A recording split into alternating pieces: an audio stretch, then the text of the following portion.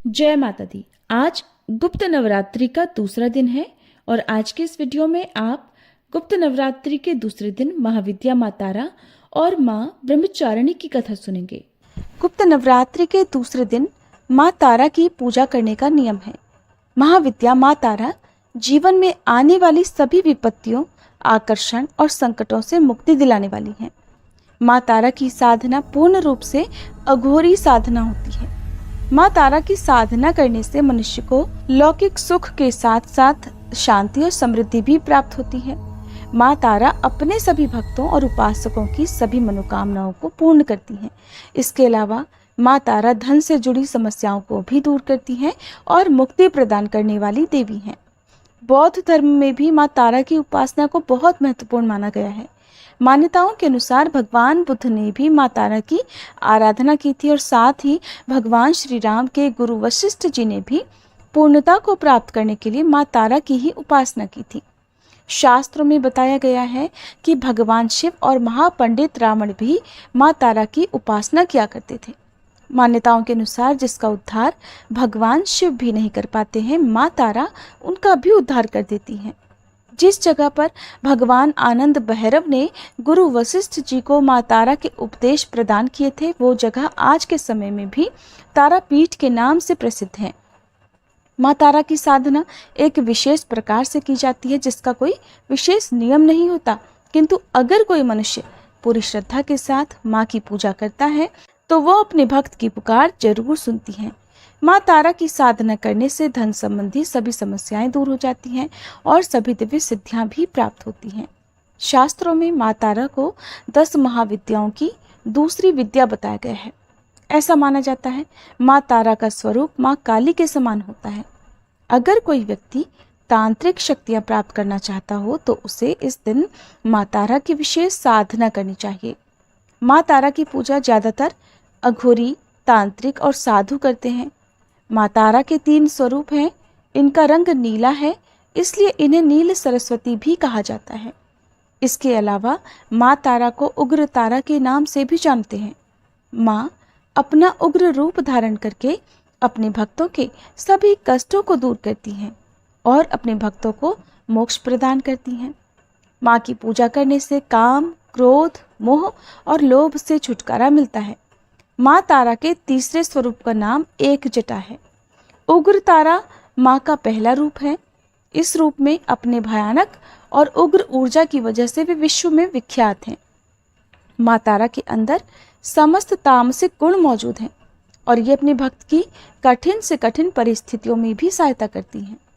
उग्र तारा किसी भी प्रकार के संकटों का नाश करती हैं और साथ ही बुद्धि, बल, विवेक को जागृत करके अपने भक्तों को विनाशकारी परिस्थितियों में भी रास्ता दिखाती है और उनकी सहायता करती हैं। माँ तारा का दूसरा स्वरूप है नील सरस्वती और माँ के इस स्वरूप में पूरे ब्रह्मांड का ज्ञान समाहित है। माँ नील सरस्वती आयुर्वेद, ज्योतिष, विज्ञान या कुछ और भी अज्ञात ज्ञान जो कि सामान्य बुद्धि के व्यक्ति की समझ से परे होता है, इन सभी चीज़ों को एकत्र करने के बाद जो स्वरूप बनेगा और जो ऊर्जा उत्पन्न होगी वह है देवी नील सरस्वती। देवी नील सरस्वती राजसिक गुणों से संपन्न है। नील सरस्वती अपने ज्ञान और ऊर्जा से ज्वलंत शव को भी शिव का रूप देने में सक्षम है। माँ तारा का तीसरा स्वरूप है एक जटा। देवी एक जटा मोक्ष प्रदान करने वाली देवी है। माँ का यह स्वरूप सत्वगुणी है। देवी एक जटा शिव को अपनी जटाओं में धारण करके उन्हें मोक्ष प्रदान करने वाली देवी है। देवी एक जटा अपने सभी भक्तों को मृत्यु के पश्चात अपनी जटा में स्थान देती हैं और मोक्ष भी प्रदान करती हैं। माँ तारा का मंत्र नील कांच की माला से 12 बार जप करना चाहिए। मंत्र है ओम ह्रीं श्रीं हुम फट। माँ तारा की पूजा विधि है। माँ तारा की पूजा हमेशा रात के समय में ही की जाती है, इसलिए अगर आप माँ की पूजा कर रहे हो तो हमेशा अर्धरात्रि में ही करें। माँ तारा की पूजा हमेशा एकांत कक्ष में ही करें जहाँ आपके अलावा और कोई दूसरा ना हो।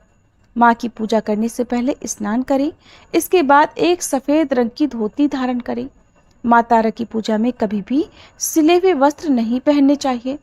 अब पश्चिम दिशा की ओर मुंह करके बैठ जाएं। अपने सामने एक चौकी रखें, उस पर गंगा जल छिड़ककर शुद्ध कर लें।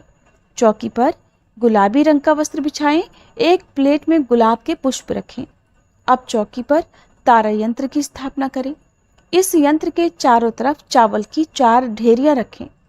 चावल की चारों ढेरियों पर एक एक लौंग रखें। इसके बाद तारा यंत्र के सामने घी का दीपक प्रज्वलित करें। दीप जलाने के बाद विधि विधान से माँ तारा के मंत्रों का जाप करें। जाप करने के बाद श्रद्धापूर्वक माँ तारा की कथा सुने और कथा सुनने के बाद माँ की आरती उतारें। पूजा करने के बाद पूजा में इस्तेमाल की गई सभी सामग्री को अगले दिन की पूजा करने से पहले किसी बहती हुई नदी में प्रवाहित कर दें या फिर इन सामग्री को पीपल के पेड़ के नीचे जमीन में गहरा गड्ढा खोदकर दबा देना चाहिए। माँ तारा की पौराणिक कथा के अनुसार देवी तारा का जन्म मेरू पर्वत के पश्चिम भाग में चोलना नदी के किनारे हुआ था। मान्यताओं के अनुसार देवी तारा की उत्पत्ति तट पर हुई। हयग्रीव नाम के दैत्य के वध के लिए देवी महाकाली ने ही नील वर्ण धारण किया था। महाकाल संहिता के अनुसार चैत्र शुक्ल अष्टमी तिथि में देवी तारा प्रकट हुई थी। इस कारण ये तिथि तारा अष्टमी कहलाती है। चैत्र शुक्ल नवमी की रात्रि तारा रात्रि कहलाती है। सबसे पहले स्वर्गलोक के रत्नद्वीप में वैदिक कल्पोक्त तथ्यों तथा वाक्यों को देवी काली के मुख से सुनकर भगवान शिव अपनी पत्नी पर बहुत प्रसन्न हुए। भगवान शिव ने देवी पार्वती को बताया कि आदि काल में भयंकर राक्षस का विनाश किया, तब आपका वह स्वरूप तारा नाम से विख्यात हुआ। उस समय आपका रूप बहुत विकराल था। आपका ये रूप देखकर सभी देवता भयभीत हो गए थे। अपने इस विकराल रूप में आप नग्न अवस्था में थी, इसलिए आपकी लज्जा के लिए ब्रह्मा जी ने आपको व्याघ्र चर्म प्रदान किया था। इस कारण से आप लंबोदरी नाम से विख्यात हुई थी। तारा रहस्य तंत्र के अनुसार भगवान राम केवल निमित्त मात्र ही थे। वास्तव में भगवान राम की विध्वंसक शक्ति देवी तारा ही थी, जिन्होंने लंकापति रावण का वध किया था। ये थी महाविद्या माँ तारा देवी की कथा। सभी प्रेम से बोलिए महाविद्या माँ तारा की जय। अब सुनिए माँ ब्रह्मचारिणी जी की कथा। ब्रह्मचारिणी का अर्थ होता है तप का आचरण करने वाली। देवी ब्रह्मचारिणी की पूजा करने वाले भक्त को अपने हर काम में सफलता प्राप्त होती है। वह हर ओर विजयी होता है। माँ ने अपने इस स्वरूप में सफेद वस्त्र धारण किए हुए हैं। माँ की 2 भुजाओं में से दाहिनी भुजा में जपमाला और बाईं भुजा में कमंडल है। इनकी पूजा करने से भक्त के अंदर जप और तप की शक्ति बढ़ती है। माँ ब्रह्मचारिणी अपने भक्तों को संदेश देती हैं कि परिश्रम से ही सफलता प्राप्त की जा सकती है। भगवान शिव को पति रूप में प्राप्त करने के लिए माँ ब्रह्मचारिणी ने अत्यंत कठिन तप किया था। शिव पुराण में वर्णन मिलता है कि श्री ब्रह्मा जी के आदेशानुसार भगवान शंकर जी को पति रूप में प्राप्त करने के लिए देवी पार्वती ने कठिन तप किया था। ब्रह्मा जी के आदेश के बाद महर्षि नारद जी ने देवी पार्वती को पंचाक्षर मंत्र यानी शिवाय नमः की दीक्षा दी। दीक्षा लेकर देवी पार्वती अपनी सखियों के साथ तपोवन में जाकर कठिन तपस्या में लीन रहने लगी। उनकी कठिन तपस्या का वर्णन शिव पुराण में मिलता है। माता पिता की आज्ञा लेकर देवी पार्वती ने सबसे पहले राजसी वस्त्रों का अलंकारों का त्याग किया। उनकी जगह पर उन्होंने मूंज की मेखला धारण कर ली, वलकल वस्त्र धारण कर लिए, हार को गले से निकालकर मृग चर्म धारण किया और फिर गंगावतरण नामक पावन क्षेत्र में सुंदर वेदी बनाकर वे तपस्या में बैठ गईं। अपने मन और सभी इंद्रियों का निग्रह कर सभी इंद्रियों को अपने वश में कर देवी पार्वती ग्रीष्म काल में अपने चारों ओर अग्नि जलाकर बीच में बैठ गईं और ऊपर से सूर्य के प्रचंड ताप को सहन करती हुई वे अपने तन को तपाती रहीं। वर्षा ऋतु में वे खुले आकाश के नीचे शिलाखंड पर बैठकर दिन रात जल की धारा से अपने शरीर को सींचती रहीं। भयंकर शीत ऋतु में जल के बीचों बीच रात दिन बैठकर उन्होंने कठिन तप किया। इस प्रकार निराहार रहकर देवी पार्वती ने पंचाक्षर मंत्र का जप करते हुए सकल मनोरथ पूर्ण करने वाले भगवान सदाशिव के ध्यान में अपने मन को रमा दिया। अपनी पुत्री को विवाह लायक देखकर माता मैना और पिता हिमालय को अपनी पुत्री के विवाह की चिंता हुई। इतने में महर्षि नारद राजमहल में पहुंच गए।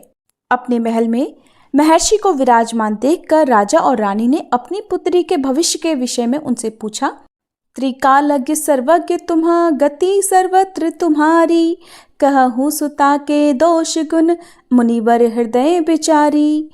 नारद जी ने देवी पार्वती का हाथ देखकर भविष्यवाणी की। सब लक्षण संपन्न कुमारी, होई संतत पियहि प्यारी, सदा अचल एही कर अहिवाता, एही तेज सुपैहि पितुमाता। राजा हिमालय ने प्रश्न में बेटी के अवगुण पहले पूछे थे, किंतु देवर्षि नारद ने पहले पार्वती जी के गुणों का बखान किया। नारद जी चतुर और मनोवैज्ञानिक वक्ता हैं, वे सबके मन की बातें पढ़ लेते हैं। इसलिए देवी पार्वती के माता पिता से वे उनके दिव्य गुणों की चर्चा करते हैं। सद्गुणों की एक लंबी सूची नारद जी ने उनके सामने प्रस्तुत की। लेकिन जब देवी पार्वती के पिता ने पूछा कि हे देवर्षि, मेरी पुत्री में अगर कोई दोष हो तो वो भी बतला दीजिए, तब देवर्षि नारद बोले, सुनहु जे अब अवगुण दुईचारी, यानी कि आपकी पुत्री में 2-4 अवगुण भी हैं, उन्हें भी आप सुन लो। जोगी जटल अकाल मन नगन अमंगल वेश, अस स्वामी एही कहा मिलही परी हस्त असिरेख। नारद जी कहने लगे कि पार्वती पुत्री तो सर्वगुण संपन्न है, किंतु इनका पति जटाजूटधारी दिगंबर और अमंगल वेश वाला होगा। नारद जी के मुंह से ये बात सुनकर देवी पार्वती के माता पिता तो बहुत उदास हो गए, किंतु देवी पार्वती को मन ही मन बड़ी प्रसन्नता हुई। जो विबाहु शंकर सन होई, दोषहु गुण सम कहे सब कोई। नारद जी ने पार्वती जी के माता पिता को बहुत समझाया कि जिन दोषों का वर्णन मैंने किया है वे सभी शंकर जी में हैं, और अगर पार्वती जी का विवाह भगवान शंकर से कर दिया गया तो ये दोष भी गुण में बदल जाएंगे। समरथ कहु नहीं दोषु गोसाई, रवि पावक सुरसरी की नाई। अंत में नारद जी ने माता पिता से ये तक कह दिया कि शिव जी को छोड़कर संसार में आपकी पुत्री के लिए कोई दूसरा वर है ही नहीं, किंतु आशुतोष होने पर भी शंकर जी दुराराध्य हैं, यानी कि शिव जी कठोर उपासना से प्रसन्न होते हैं। उनको प्राप्त करने का एक ही उपाय है कि पार्वती जी वन में जाकर कठिन तपस्या में लीन हो जाएं। तब देवर्षि नारद की प्रेरणा से अपने माता पिता की आज्ञा लेकर देवी पार्वती हिमालय के गहन वन में तपस्या करने के लिए चली गईं। पार्वती जी के तप में हठ से अधिक भगवान शिव को प्राप्त करने का अनुराग है, इसलिए शिव जी के चरणों का ध्यान करते हुए उन्होंने सभी प्रकार के सुखों का त्याग कर दिया। भगवान शंकर के चरण कमलों में नित्य नूतन अनुराग होने के कारण अब तो उन्हें अपने शरीर की भी सुध नहीं रही। उन्होंने तन और मन से पूरी तरह अपने आप को तपस्या में लीन कर लिया। 1000 वर्ष तक मूल और फल का और 100 वर्ष तक उन्होंने केवल शाक का आहार किया। कुछ दिन तक उन्होंने केवल पानी और हवा का सेवन किया और कुछ दिन के बाद इन्हें भी त्याग कर कठिन उपवास किया। फिर इन्होंने वृक्ष से गिरी हुई बेल की सूखी पत्तियां खाकर 3000 वर्ष बिताए। जब देवी पार्वती ने सूखी पत्तियां भी खाना बंद कर दिया तब उनका नाम पड़ गया अपर्णा। तभी देवी पार्वती की इस कठिन तपस्या को देखकर आकाशवाणी हुई कि हे देवी, तुम्हारे मनोरथ पूर्ण हो गए, अब तुम हठ और तप छोड़कर अपने घर चली जाओ, भगवान शंकर तुमसे मिलने जल्दी आएंगे। इसके बाद एक दिन भगवान शिव ने देवी की तपस्या से प्रसन्न होकर उन्हें दर्शन दिए और उन्हें अपनी पत्नी के रूप में स्वीकार करने का वचन भी दिया। कठिन तपस्या में लीन होने के कारण और सभी प्रकार के सांसारिक सुखों का त्याग करने के कारण ही माँ के इस रूप की पूजा की जाती है। माँ ब्रह्मचारिणी की पूजा करने से सभी प्रकार के सुख समृद्धि की प्राप्ति होने के साथ ही सारे मनोरथ भी पूर्ण हो जाते हैं। आइए अब सुनते हैं माँ ज्वाला देवी की कथा। प्राचीन किंवदंतियों के अनुसार बात उस समय की है जब दैत्य हिमालय पर्वत पर अपना अधिकार जमाकर देवताओं को परेशान कर रहे थे। तब भगवान विष्णु के नेतृत्व में देवताओं ने उनका नाश करने का निश्चय किया। उन्होंने अपनी शक्तियों को केंद्रित किया और धरती से तब विशाल ज्वालाएं उठी और उसी अग्नि ज्वाला से कन्या का जन्म हुआ, जिन्हें आदि शक्ति प्रथम शक्ति माना जाता है। सती या देवी पार्वती के नाम से प्रसिद्ध वह प्रजापति दक्ष के घर में पली बढ़ी और बाद में भगवान शिव की अर्धांगिनी बनी। एक बार जब इनके पिता ने भगवान शिव का अपमान किया और इसे स्वीकार न कर पाने के कारण उन्होंने आत्मदाह कर लिया। और फिर जब भगवान शिव को अपनी पत्नी की मृत्यु का समाचार मिला तो उनके क्रोध की सीमा नहीं रही और उन्होंने सती के शरीर को धारण करके तीनों लोकों में तांडव करना शुरू कर दिया, विचरण करना शुरू कर दिया। अन्य देवता उनके क्रोध से कांप उठे और तब उन्होंने भगवान विष्णु की शरण ली और भगवान विष्णु से सहायता की याचना की। तब भगवान विष्णु ने बाणों की बौछार की। कुछ जगह पर भगवान विष्णु के सुदर्शन चक्र धारण करने की और सती के शरीर को जो योगाग्नि में भस्म हो गया था, उन शरीर के हिस्सों को सुदर्शन चक्र से काटने की बात भी कही जाती है। और इस प्रकार बाणों की बौछार जो देवी सती के शरीर पर लगी तो उनके टुकड़े टुकड़े हो गए और जिन जगह पर, जिन स्थानों पर वे टुकड़े गिरे वहां 51 पवित्र शक्तिपीठ बन गए। देवी सती की जीभ ज्वाला जी पर गिरी थी और देवी उस प्राचीन चट्टान की दरारों से जलती हुई छोटी छोटी ज्वालाओं के रूप में प्रकट होती हैं जो नीले रंग की होती हैं। कहा जाता है कि सदियों पहले एक ऐसा चरवाहा था जो गाय चराने जाता था, लेकिन वापस लौटने पर उसकी एक गाय थी जो कभी दूध नहीं देती थी। आखिर क्या कारण हो सकता है कि भरपेट चारा खाने के बाद भी गाय दूध नहीं देती? और इसका कारण जानने के लिए एक दिन उस चरवाहे ने गाय का पीछा किया। तब उस चरवाहे ने जंगल में से एक कन्या को निकलते देखा जिसने गाय का दूध पिया और देखते ही देखते वह एक चमकती हुई रोशनी में गायब हो गई। अब चरवाहा राजा के पास गया और राजा को पूरी बात बताई। राजा को इस कथा का ज्ञान था कि देवी सती की जीभ इसी क्षेत्र में गिरी थी। तब राजा ने उस पवित्र स्थान को खोजने का प्रयास किया, लेकिन सफलता नहीं मिली। और फिर कुछ वर्षों के बाद चरवाहा राजा के पास ये बताने गया कि उसने पहाड़ों में एक ज्वाला जलती देखी है। ढूंढने पर राजा को वह स्थान मिल गया और उन्होंने पवित्र ज्वाला जी के दर्शन किए। फिर उन्होंने वहां पर एक मंदिर बनवाया और नियमित पूजा के लिए पुजारियों की भी व्यवस्था की। ऐसा माना जाता है कि बाद में पांडवों ने मंदिर का जीर्णोद्धार कराया। लोकगीत पंजन पंजन पांडवन 13 भवन बनाया इसी विश्वास का प्रमाण है कि पांडवों ने ही उस मंदिर का जीर्णोद्धार कराया था। और फिर राजा भूमिचंद ने सबसे पहले इस मंदिर का निर्माण कराया था। माँ ज्वाला देवी के विषय में एक और कथा है जो कि भक्त गोरखनाथ जी से संबंधित है। माँ ज्वाला जी के एक परम भक्त थे गोरखनाथ जी, और एक बार वे माँ से भोजन करने के लिए आग जलाकर पानी गर्म करने का आग्रह करने लगे और स्वयं भिक्षा लेने गए, लेकिन वे कई दिनों तक वापस नहीं लौटे। माना जाता है कि वे आज भी भिक्षा लेकर नहीं लौटे और उनकी प्रतीक्षा में ही माँ ज्वाला आज तक अग्नि जलाए बैठी हैं और कहते हैं कि जब कलयुग का अंत होकर सतयुग आएगा तब गोरखनाथ लौटकर माँ से मिलने आएंगे।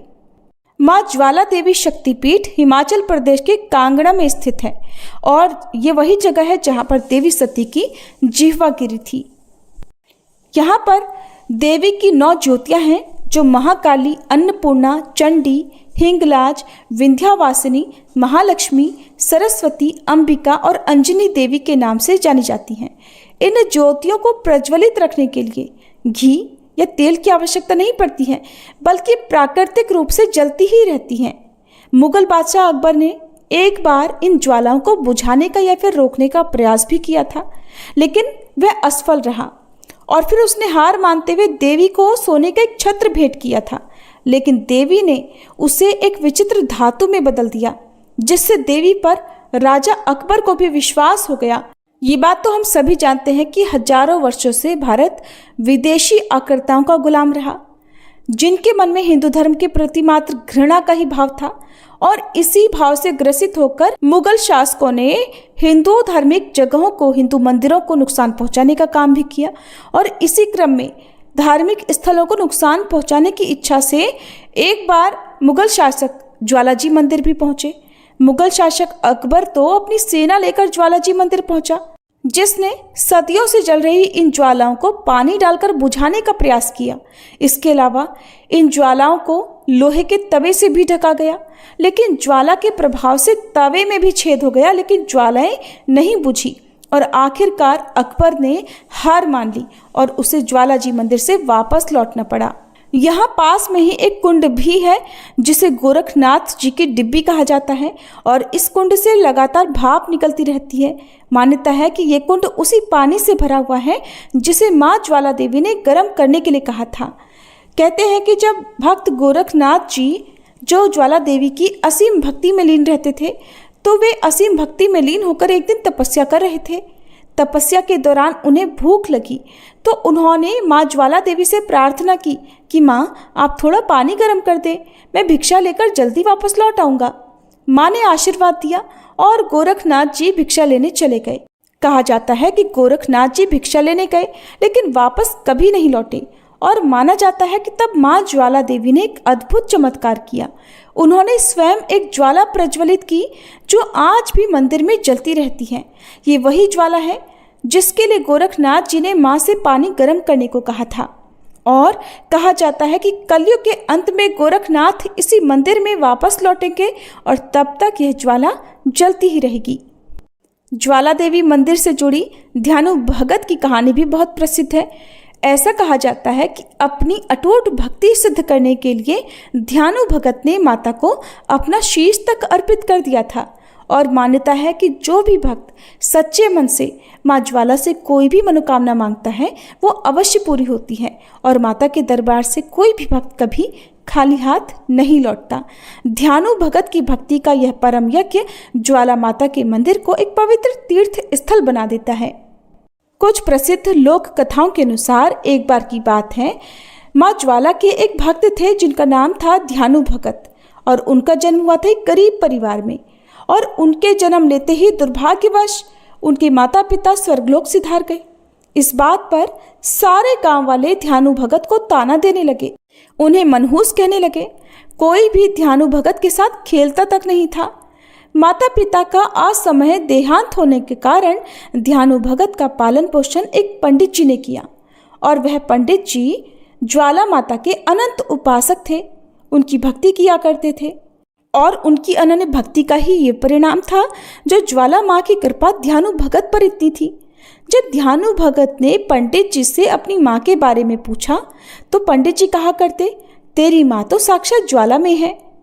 पंडित जी की यह बात सुनकर बालक ध्यानु ने एक बार सोचा कि क्यों ना माता से पूछा जाए। अब तो वह माता रानी की शरण में बैठ गया और वह बालक सच्चे मन से अपनी माँ को पुकारता हुआ कहने लगा, हे माता, मेरे बाबा तो कहते हैं कि आप मेरी जननी है और अगर ये सच है तो आप फिर मुझसे मिलने क्यों नहीं आती, मुझे अपने सीने से क्यों नहीं लगाती जैसे बाकी बालक अपनी माँओं के सीने से लगते हैं। हे देवी, कृपा कर, अगर तुम मेरी माता हो तो मुझे सीने से लगा लो, मैं माता का सुख भोगना चाहता हूँ। माँ, मैं आपके सीने से लगना चाहता हूँ। और बालक की ऐसी करुण पुकार सुनकर एक चमत्कार हुआ। जगत जननी माता ज्वाला अपने पुत्र के सम्मुख प्रकट हो गई और ध्यानु को अपने सीने से लगा लिया। धीरे धीरे समय बीता, अब वह नन्हा सा बालक बड़ा हो गया। ज्वाला देवी की विशेष कृपा ध्यानु पर थी क्योंकि उसके मन में तो हर समय माँ ज्वाला ही समाई थी। वो उन्हीं को अपनी माँ समझता था।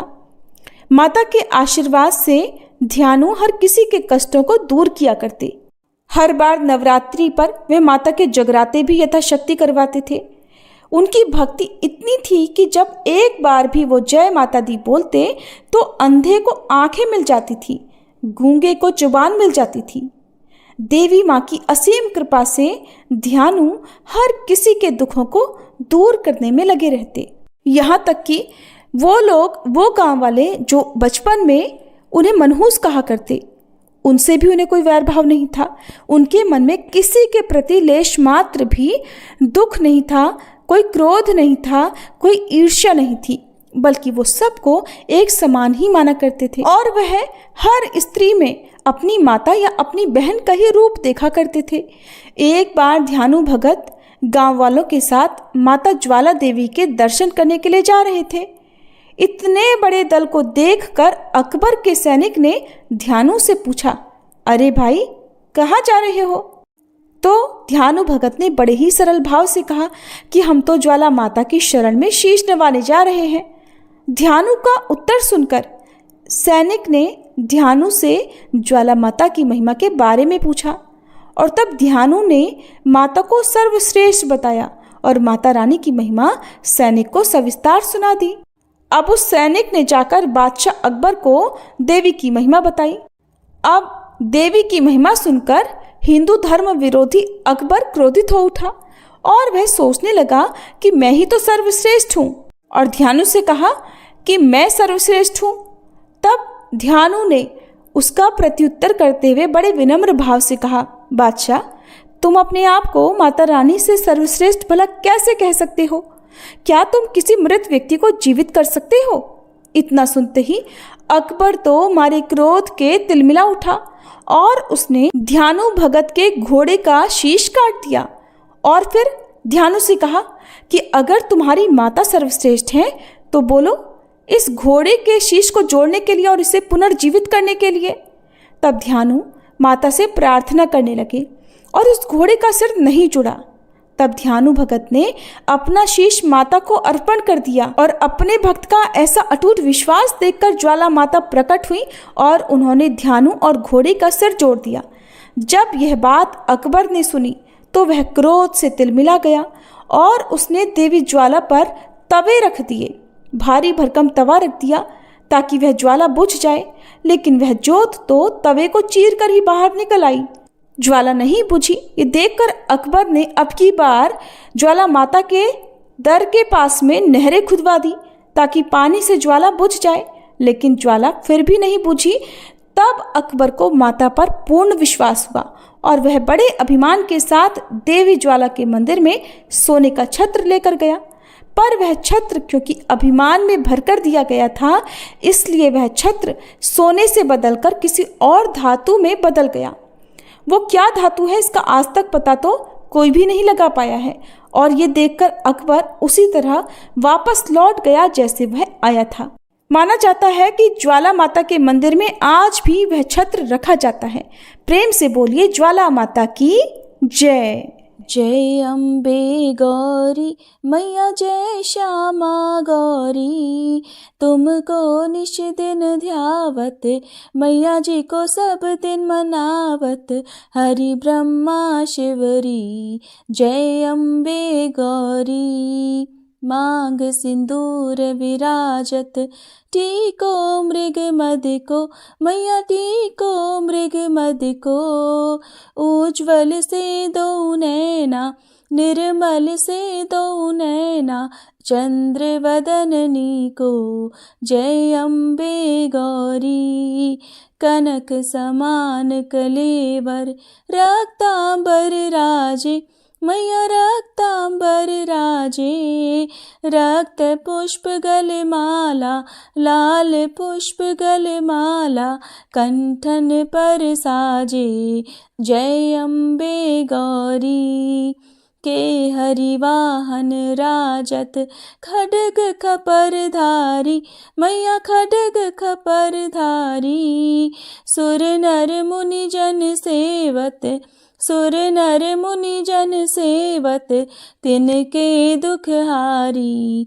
जय अम्बे गौरी, कानन कुंडल शोभित, नासाग्रे मोती, मैया नासाग्रे मोती, कोटिक चंद्र दिवाकर, कोटिक चंद्र दिवाकर, राजत समज्योति। जय अम्बे गौरी, शुंभ निशुंभ विदारे, महिषासुर घाती, मैया महिषासुर घाती, धूम्र विलोचन नैना, मधुर विलोचन नैना, निश दिन मदमाती। जय अम्बे गौरी, चंड मुंड संहारे, शोणित बीज हरे, मैया शोणित बीज हरे, मधु कैटभ दो मारे, मधु कैटभ दो मारे, सुर भयहीन करे। जय अम्बे गौरी ब्रह्माणी रुद्राणी तुम कमला रानी, मैया तुम कमला रानी। आगम निगम बखानी तुम शिव पट रानी, जय अम्बे गौरी। 64 योगिनी मंगल गावत नृत्य करत भैरू, मैया नृत्य करत भैरू। बाजत ताल मृदंगा, बाजत ढोल मृदंगा, अरु बाजत डमरू, जय अम्बे गौरी। तुम ही जग की माता, तुम ही हो भरता, मैया तुम ही हो भरता। भक्तन की दुख हरता, भक्तन की दुख हरता, सुख संपत्ति करता, जय अम्बे गौरी। भुजाचार अति शोभित वर मुद्राधारी, मैया वर मुद्राधारी। मन वांछित फल पावत, मन इच्छा फल पावत, सेवत नर नारी, जय अम्बे गौरी। कंचन थाल विराजत अगर कपूर बाती, मैया अगर कपूर बाती। श्रीमाल के तुम्हें राजत, श्रीमाल के तुम्हें राजत, कोटि रतन ज्योति, जय अम्बे गौरी। श्री अम्बे जी की आरती जो कोई नर गावे, मैया जो कोई नर गावे। कहते शिवानंद स्वामी, रटत भोलानंद स्वामी, सुख संपत्ति पावे, जय अम्बे गौरी। जय अम्बे गौरी, मैया जय श्यामा गौरी। तुमको निश दिन ध्यावत, मैया जी को सब दिन मनावत, हरि ब्रह्मा शिवरी, जय अम्बे गौरी।